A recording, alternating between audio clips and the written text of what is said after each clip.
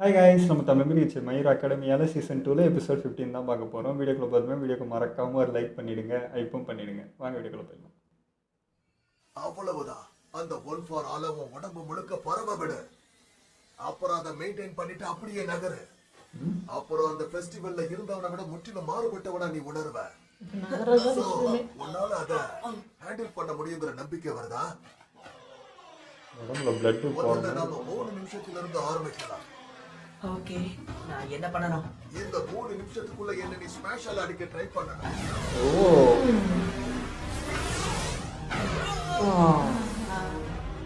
Attack தான் நீ ஏற்கனவே கால்குலேஷன் பண்ணிட்டு. பட் அது ஃப்ரீஸ் பண்ணி நிக்க வச்சிருக்குல்ல, ஒன்றும் பண்ண முடியல. தேவை இருக்கிறவங்களுக்கு எப்படி நீ உதவுவ? சிம்பிள் ஆஃப் பீஸ்ங்கிற பேர் கொண்ட பொருத்தவரை ரொம்ப சுலபமாக இந்த சுவரை தாண்டி போக முடியும். ரொம்ப யோசிக்காத. அது என் உடம்பு முழுக்க பரவ கொஞ்சம் டைம் எடுக்கும். ஒரே ஒரு குத்துனால நிறைய பவரை என்னால வெளியே அது அடி வாங்க போயிட்டு திரும்ப எடுக்க வேண்டியது வருது. Come on. எனக்கு இன்னும் கொஞ்சம் டைம் கொடுத்தா போதும். தரையிலே நீச்சு வச்சுங்க. உன்னை தாக்க முடியும். நீ இன்னும் ஒரு டைம் வேணும் யோசிச்சு நான் கண்டிப்பா கிடைக்கும். அப்போ அவன் ஆடுறா. ஏய், இந்த எனக்கான நேரம். நம்ம பண்றதுக்கு தான் இவ்வளவு பேசுறியா? இது நல்ல யோசனை தான். One for all.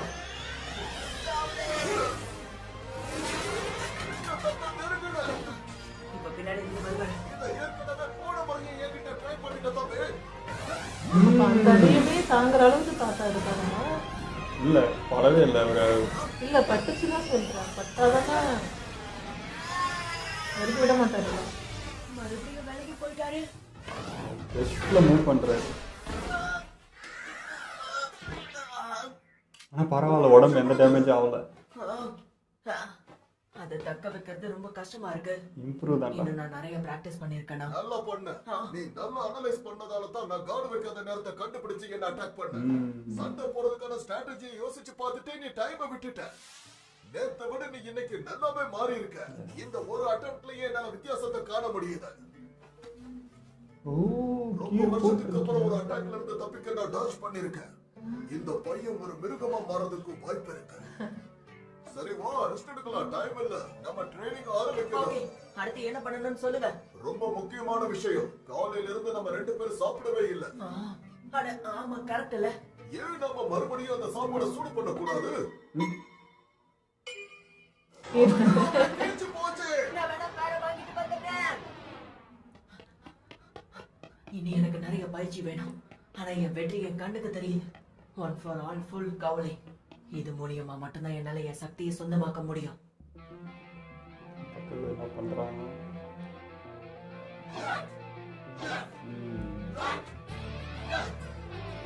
சும்மா பேசிக்ல இருந்து போகுது. ஒவ்வொரு பஞ்ச்லயும் உங்க ஃபோக்கஸ் இருக்கணும், புரியுதா?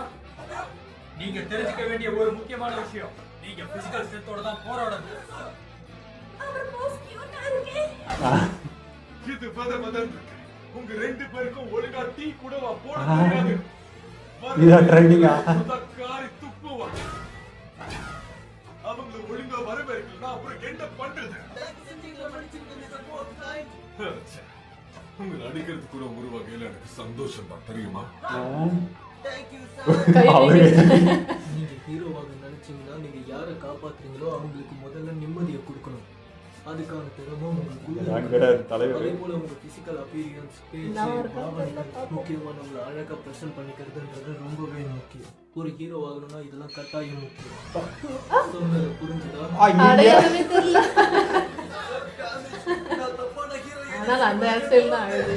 ஐயோ இருந்துச்சு.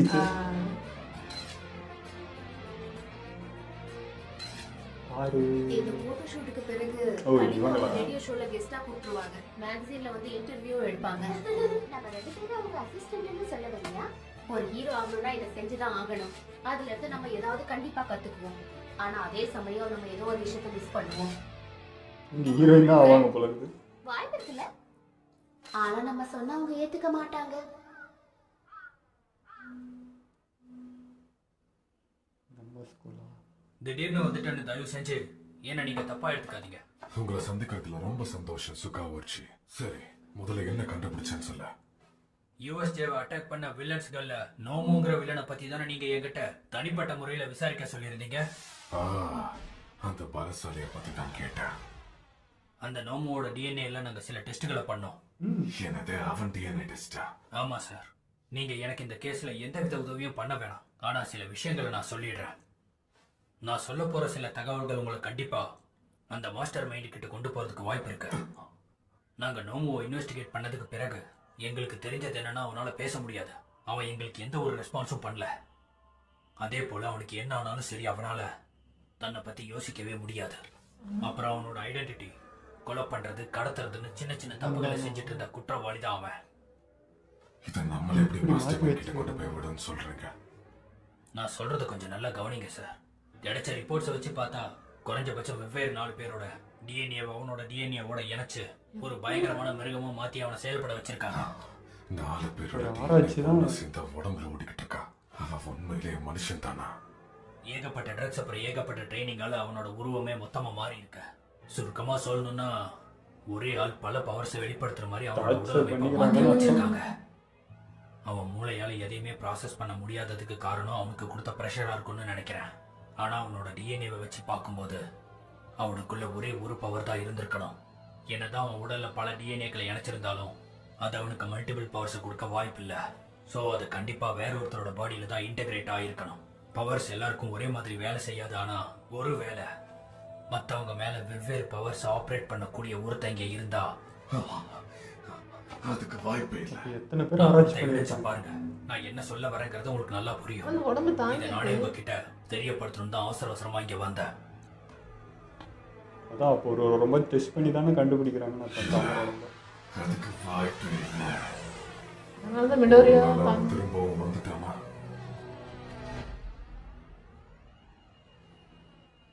உங்களோட இந்த காமெடியான கும்பல்ல நானும் சேர்ந்துக்கணும்னு நினைக்கிறீங்களா? ஆசையும் நம்பிக்கையும் இல்லாத வரைக்கும் நம்மளால எதையுமே சாதிக்க முடியாது. இது ரெண்டும் ரெண்டு fight போட்டுக்கிறியா? இல்லாத வீக்கா இருக்கிறவங்க தான் அவங்கள என்ன வேணாலும் பண்ணலாம். அந்த நிலைமையில தான் நீங்க இருக்கீங்க. ஆல்ரெடி படுக்க போட்டிருக்காங்க. இவனே அசால்ட் பண்ணியிருக்கான். அவனுக்கும் ஒரு குத்து. வேற லெவல்ல இருக்கிறான். இந்த சமூகத்துல ஏகப்பட்ட போலியான ஹீரோக்கள் உருவாயிருக்காங்க. அதனாலேயே அந்த வார்த்தை மொத்தமா அழிஞ்சு போச்சு. அதான் பவர் இருக்கிற உன்ன மாதிரி கிரிமினல்ஸ் வாழறாங்க. இவங்க யாரையும் சும்மா விடக்கூடாது. இவன் நல்லவனா கெட்டவனா? நீ என்ன நினைச்சிட்டு இருக்க?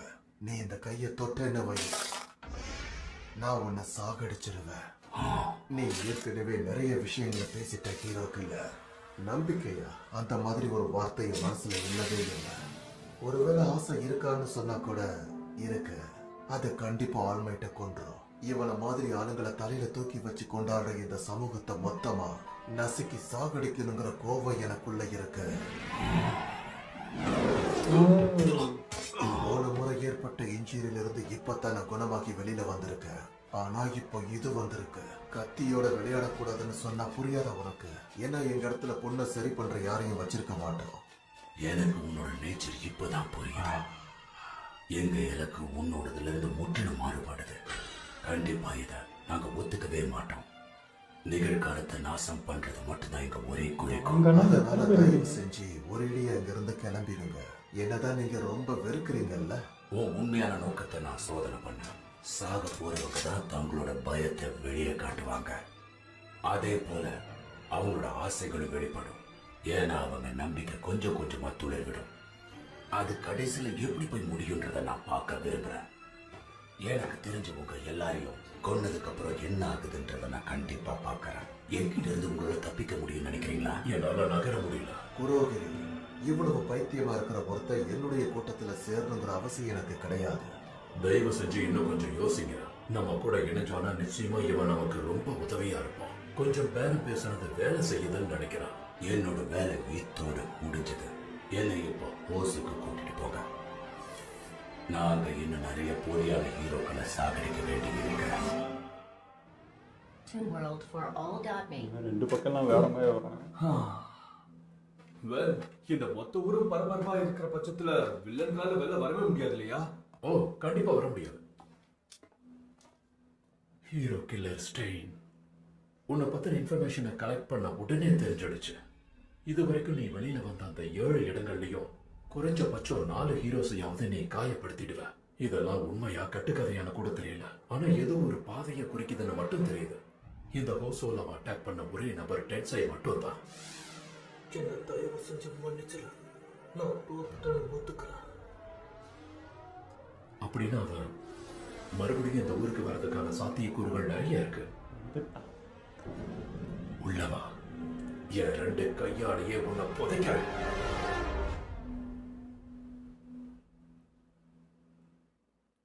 இருக்கலாம்.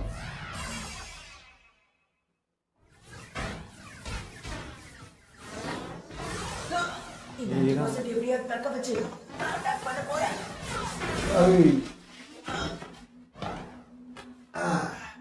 நம்ம ட்ரைனிங் ஆரம்பிச்சிட வேண்டியதுதான்.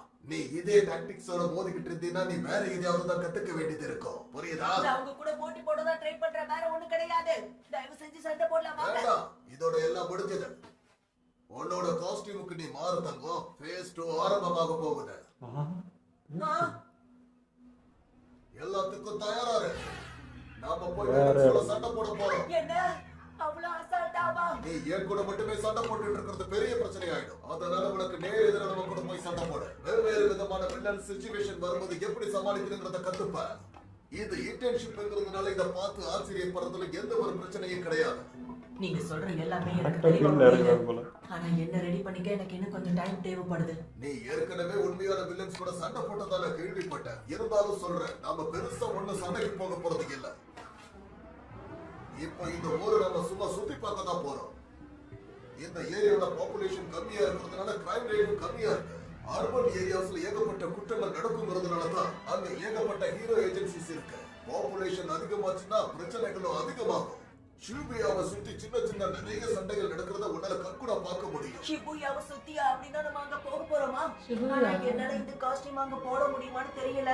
நீ ஹீரோவா இல்லைன்னா நிச்சயமா உன்னால இதை போட முடியாது. இந்த மாதிரி ட்ரெஸ் நீ ஊருக்கு மத்தியில போடுறதுக்கு கொடுத்து வச்சிருக்கணும்.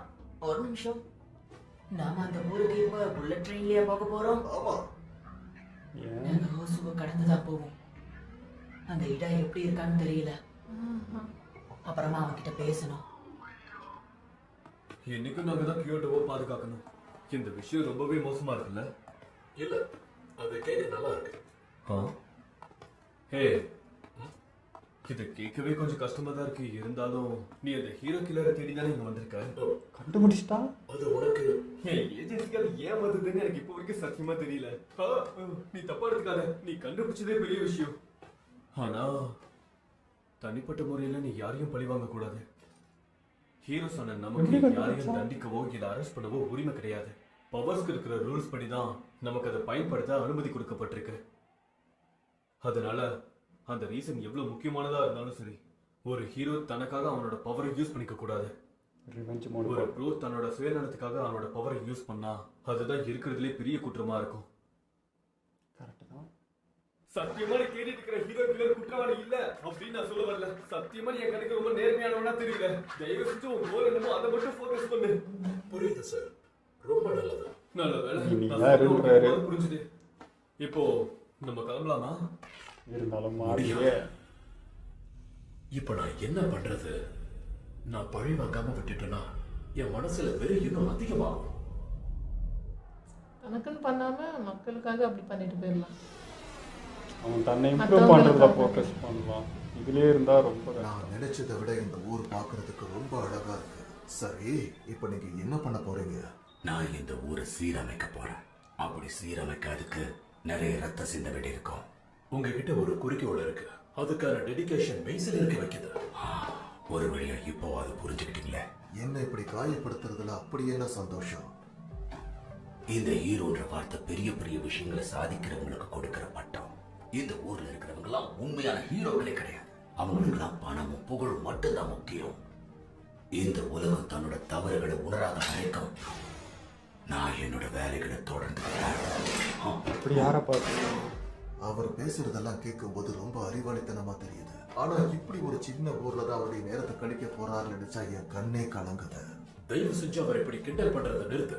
உண்மையை சொல்லணும்னா ஸ்ட்ரெயின் போயிட்டு வர ஊர்களுடைய குற்றங்களோட எண்ணிக்கை ரொம்ப குறைஞ்சிருக்கு தெரியுமா? சில பேர் ஹீரோஸ் தான் இந்த மாதிரி வேலையை பண்ணிட்டு இருக்காங்கன்னு நினைச்சிட்டு இருக்காங்க.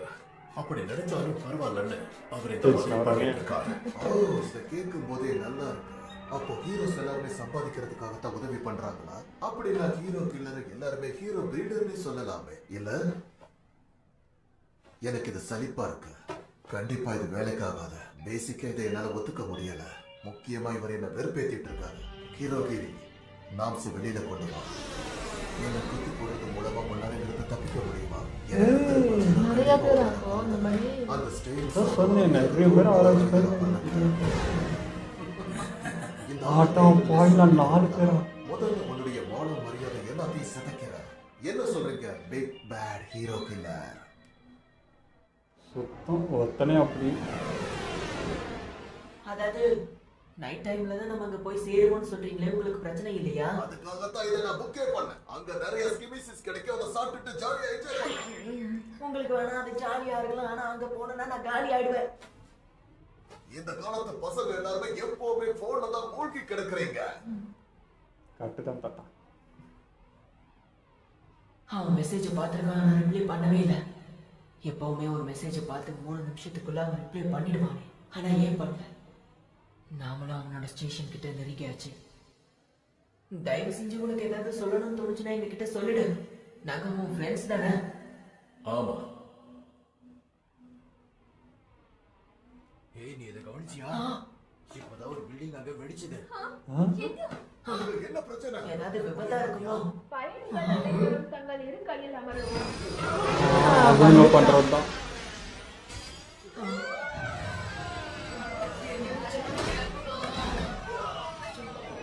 பண்றதுதான் நினைக்கிறேன். அதேதான்.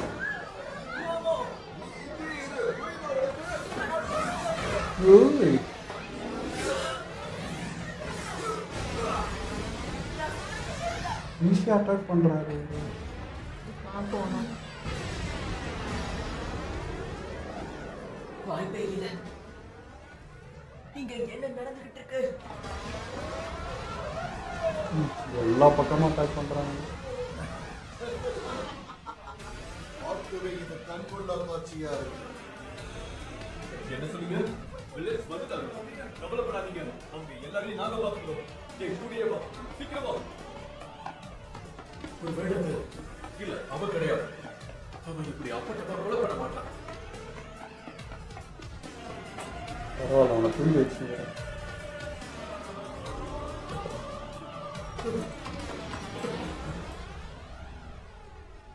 இந்த மூளையில் அவங்க எதையோ பண்ணி தொலைச்சிட்டாங்க.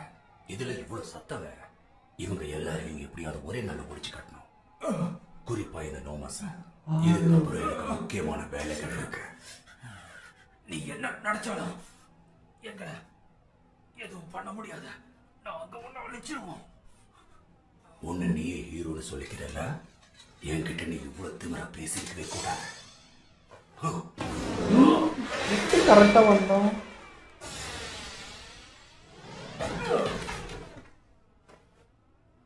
என்னை எதிர்க்க நீ துணிஞ்சிருக்க கூடாது. உன்னதான் ஓடிடு. சீக்கிரமா இங்கிருந்து ஓடி போயிடு. இது சின்ன குழந்தைகளுக்கான இடம் கிடையாது. உன் உடம்புல நிறைய கத்திகளை சுருகி வச்சிருக்க.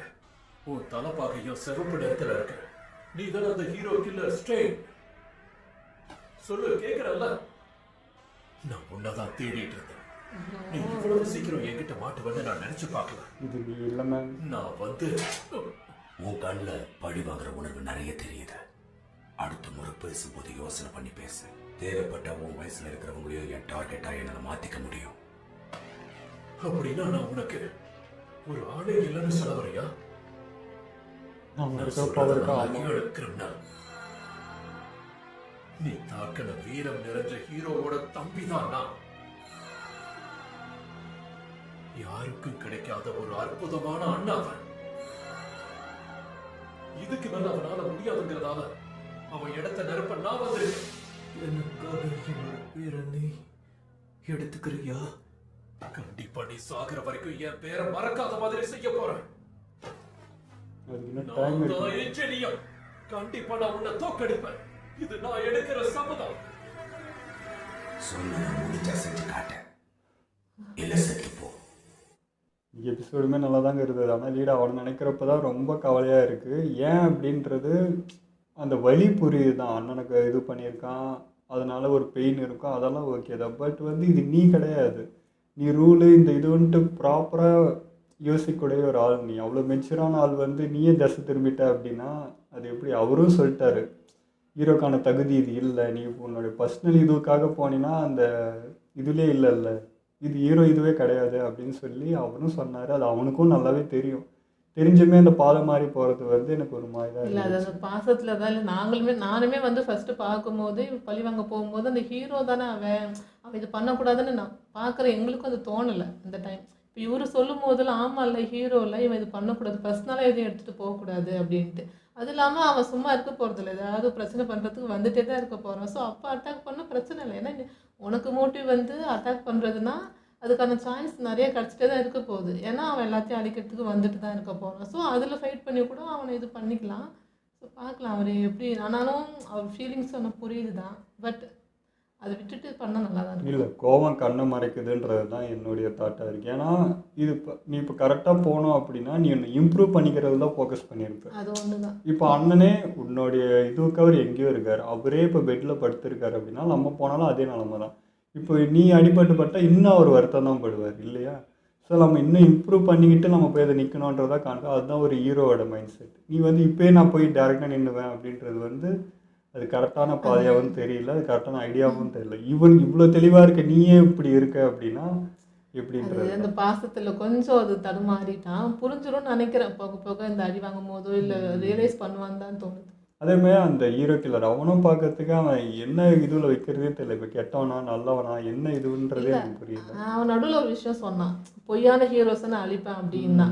ஸோ அவனுக்கு வந்து ஹீரோஸ்னாலே வெறுப்புன்னு இல்லை, ஏதோ ஒன்று அவனுக்கு ஒரு இது விஷயம் இருக்குது. ஏதோ அது என்னென்னு அதான் அவன் சொல்கிறத பார்க்குறப்ப எப்படி இருக்குதுன்னா புகழுக்காகவும் வந்து புகழுக்காகவும் பணத்துக்காகவும் தான் பண்ணுறாங்க. அவங்க ரியல் ஹீரோஸே கிடையாது, மக்களுக்காக ரியலாக இறங்கி பண்ணுறவன் தான் ஹீரோ அப்படின்ற மைண்ட் செட் இருக்கப்போ இந்த ஒன் பஞ்ச் மேன் மாதிரியே இருக்கு. கிளியராக இருக்கு அவன் மைண்டுன்ற மாதிரி தான் இருந்துச்சு. அது தெரியல. அப்படி அந்த மாதிரி ஹீரோஸ் இது வரைக்கும் நம்ம பார்க்கல. எல்லாமே பொதுவாக பண்ணுறவங்களா இருக்காங்க, மக்களுக்காக இறங்கி பண்ணுறவங்க நம்ம சைடு பார்த்துருக்கோம். அவன் பார்த்ததில் மேபி அந்த மாதிரி ஹீரோஸும் இருக்காங்களா, இல்லை அவனாக என்ன நினச்சிக்கிட்டானா, இல்லை வேற ஒருத்தரை பார்த்துட்டு எல்லாருமே அப்படி தான் இருக்கான் அவனாக முடிவு பண்ணிக்கிட்டானா எப்படின்றது தெரியல. பட் அவன் சொல்கிற தாட் படி இருந்தால் அவன் கரெக்டுன்ற மாதிரி ஆகிடும். அது கரெக்டான வே இல்லை இல்லையா? இப்போ இவனுக்கு சொன்னானே அதே விஷயம் தான், பர்சனல் வெஞ்சன்ஸோ இல்லை பணத்துக்காகவோ இது அவன் எப்படி ஹீரோ ஆவான்? அவன் வேற ஒரு விஷயத்துக்கு தானே செய்கிறான். ஸோ அதுக்கு வெறுப்பு வர்றது வந்து நியாயன்ற மாதிரி தான் இருந்துச்சு. அந்த மாதிரி இருக்கான்னு தெரில, அது வரப்போ தான் பார்க்கணும். இல்லை அப்படியே பர்சனல் லைஃப்னு ஒன்று இருக்குது. ஸோ தங்கிட்ட பவரும் இருக்குன்னும் போது மக்களுக்கு நல்லதும் ஒரு சைடு பண்ணிடுறாங்க, அவங்க தேவையை அவங்க பூர்த்தி பண்ணிக்கிறாங்கன்ற மாதிரி தானே. அதில் எனக்கு ஒன்றும் தப்பாக தெரியல. செல்ஃபிஷாக பண்ணாங்க, வெறும் ஃபேம்காகவும் அதுக்காக மட்டும் பண்ணுறது வேறு. பட் தன்னையும் பார்த்துக்கிட்டு மக்களுக்கும் ஒரு நல்லது பண்ணுறாங்கன்னா பிரச்சனை இல்லை. அதான் நம்ம பார்த்த வரைக்கும் இந்த ரெண்டு சீசனாக பார்த்த வரைக்கும் அப்படி யாரும் நம்ம பார்க்கல. ஹீரோஸில் அந்த மாதிரி ஒரு மென்டாலிட்டியில் இருக்கிறது அந்த மாதிரி காட்டினா தான் தெரியும் அவன் கரெக்டாக தப்பான்றது. அது வரப்போ பார்ப்போம். ஆனால் இது வந்து என்ன சொல்ல, நிறைய பேர் இந்த மாதிரி ஆராய்ச்சி பண்ணி அப்போ டார்ச்சர் பண்ணியிருக்காங்க தான் அர்த்தம். தாங்குற ஒரு உடம்பை கண்டுபிடிக்கிறதுக்கு அப்போ எத்தனை பேர் இந்த மாதிரி ஆராய்ச்சி பண்ணி எத்தனை பேர் இறந்துருப்பாங்க. அதுலேருந்து சரி அவன் ஒருத்தன் வந்திருக்கான் அப்படின்னு பார்த்தா இன்னொரு 3 பேர் வரானுங்க. அன்றைக்கி ஒருத்தன் வந்ததுக்கே தாங்கலை, அதுக்கே நம்ம ஆல்மேட்டி அவ்வளோ கஷ்டப்பட்டு இது பண்ண மாதிரி ஆச்சு. இப்போ அட் அ டைமில் 3 பேர் இறக்கியிருக்கான். ஆனால் தாத்தா வந்து அசால்ட்டாக ஹேண்டில் பண்ண மாதிரி தான் இருந்துச்சு. இது அவனை விட பவர் கம்மியாக இல்லை அம்மாவில் அவ்வளோ பவராக எப்படி எடுத்துக்குதுன்னு தெரியல. அது சிட்டிக்குள்ளே இறங்கி இப்போ 3 பக்கமும் இப்போ பிரச்சனை அப்படின்னா எதை பார்க்குறதுன்னு தெரியல. இந்த பக்கம் அவன் வேறு மாட்டிகிட்டு இருக்கான். ஸோ ஒரு மாதிரி கலவரமாக ஆயிடுச்சு. ஒரு ஃப்ரீயாக போயிட்டு இருந்து திடீர்னு ஒரு கலவரம் வந்த மாதிரி இருந்துச்சு. ஸோ இது எந்த பக்கம் நிற்க போகுதுன்னு தெரில. மிடோரியாமல் இப்போ என்ன சொல்ல ஃபீல்டில் இறங்கி டேரெக்டாக பண்ணுன்னு சொன்னார், அதுக்குன்னு இப்படியா அப்படின்ற மாதிரி வந்தால் ஓவர் இதுவாக வருது, இல்லை ரொம்ப குறைவாக வருதுன்ற மாதிரி. ஆனால் இது வந்து பகவத் தானே ஹைலைட். நான் வேற மாதிரி அங்கே நினச்சின்னு வந்துட்டு இருந்தேன். ஓகே அந்த சைடு என்ன ட்ரைனிங் போகுது, அவனை எப்படி கட்டுப்படுத்தினுக்கிறாங்களோ, கண்ட்ரோலாக இருப்பானா இல்லை அங்கேயே எகிர்னுக்கிறானு பார்த்தா சீப்பாரி அவனமே உட்கார வச்சுன்னுக்கிறாங்க. அவன் எப்படி இவ்வளோ அமைதியாக இருக்கிறான்றதே எனக்கு வந்து ஆச்சரியமாக இருக்குது. இதுக்கே நிறைய டென்ஷனாக இருப்பான். பட் அவங்கள்ட்ட அது அவன் பாச்சா பழிக்க அப்படின்ற மாதிரி தான் இருக்குது. இது பண்ணாலும் அவனை அடைக்கிடுவாங்க, கம்முன்னு எடுத்துப்பான் அப்படின்ட்டு அடங்கி ஒடுங்கி எடுக்கிறான். அதை பார்க்கறதுக்கு ஒரு மாதிரி இருந்துச்சு. ஓகே, இதெல்லாம் வீடியோ முடிச்சுப்போம். மறக்காமல் லைக் பண்ணி ஷேர் பண்ணுங்கள், மறக்காமல் சப்ஸ்கிரைப் பண்ணிடுங்க.